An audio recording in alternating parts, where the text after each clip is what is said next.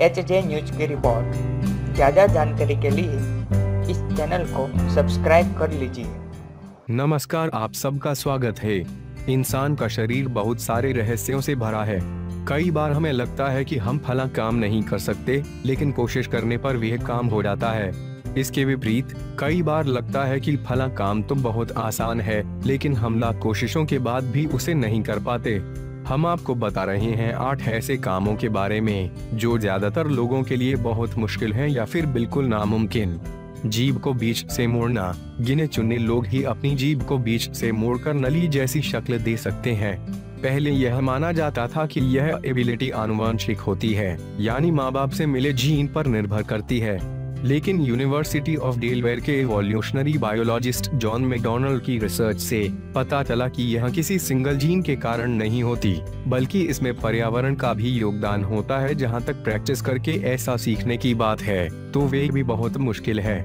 McDonald ने 33 लोगों को 1 महीने तक जीभ मोड़ने की प्रैक्टिस करने को कहा। महीने के अंत में 33 में से सिर्फ एक व्यक्ति ही थोड़ा बहुत ऐसा कर पाया।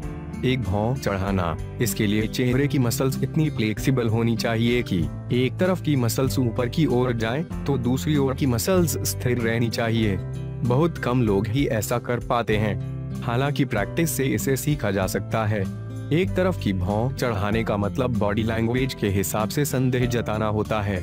बिना छुए कान मोड़ना। कान खड़े होना मुहावरा यूं ही नहीं बना है। सिर्फ कुत्ते बिल्ली जैसे जीवों के कान ही खड़े नहीं होते, कुछ इंसान भी ऐसा कर सकते हैं। वैज्ञानिकों के अनुसार आबादी के 10 से 20% लोगों में बिना छुए अपने कानों को हिलाने की क्षमता होती है। जो व्यक्ति अपनी सिर्फ एक भौं आईब्रो ऊपर कर सकता है, उसके कान को भी मोड़ लेने की संभावना ज्यादा होती है।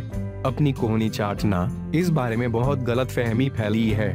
लोग मानते हैं कि ऐसा करना असंभव है।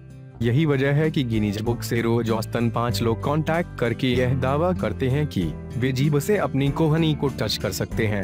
हालांकि ऐसा हर कोई नहीं कर सकता, लेकिन जिसकी पीठ और कंधे की मसल्स लचीली हो, वे थोड़ी कोशिश के बाद ऐसा कर सकता है।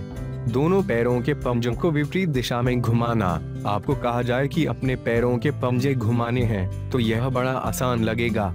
लेकिन जब कहा जाए कि दाएं पैर को क्लॉकवाइज घुमाना है और उसी समय बाएं पैर को 6 लिखने की तरह घुमाना है, तो आपका दिमाग चक्कर में पड़ जाएगा। दरअसल लेफ्ट ब्रेन शरीर के दाहिने हिस्से को संचालित करता है। यह एक ही समय में 2 अपोजिट मूवमेंट को संचालित नहीं कर सकता। खुद को गुदगुदी करना। खुद को गुदगुदी करके हंस पाना एक लगभग असंभव बात है। और हाँ, अगर आप ऐसा कर सकते हैं, तो यह एक खतरनाक इशारा है। साइंटिस्ट्स के मुताबिक शिजोफ्रेनिया नामक गंभीर मनोरोग के लक्षणों वाले लोग ऐसा कर सकते हैं। दरअसल जब हम खुद को गुदगुदाते हैं, तो ब्रेन के न्यूरॉन्स का रिस्पॉन्स कैंसिल हो जाता है और हमें गुदगुदी का एहसास नहीं होता। जीभ से नाक को टच करना। लंबी और फ्लेक्सिबल जीभ वाले लोग अपनी जीभ को नाक तक ले जा सकते हैं। यह क्षमता 10% पॉपुलेशन में होती है। मेडिकल लैंग्वेज में इसे गोरलिन साइन कहते हैं। बाकी 90% के लिए ऐसा कर पाना लगभग नामुमकिन होता है। बीच वाली उंगली को मोड़ना। बिल्कुल ठीक, आप अपने हाथ के बीच वाली उंगली को बड़ी आसानी से हथेली की तरफ मोड़ सकते हैं, लेकिन आपको मिडिल फिंगर को ऐसे मोड़ना है कि रिंग फिंगर सीधी रहे, जरा भी न मुड़े। दोनों उंगलियों की मसल्स में कनेक्शन होने के चलते ऐसा संभव नहीं है।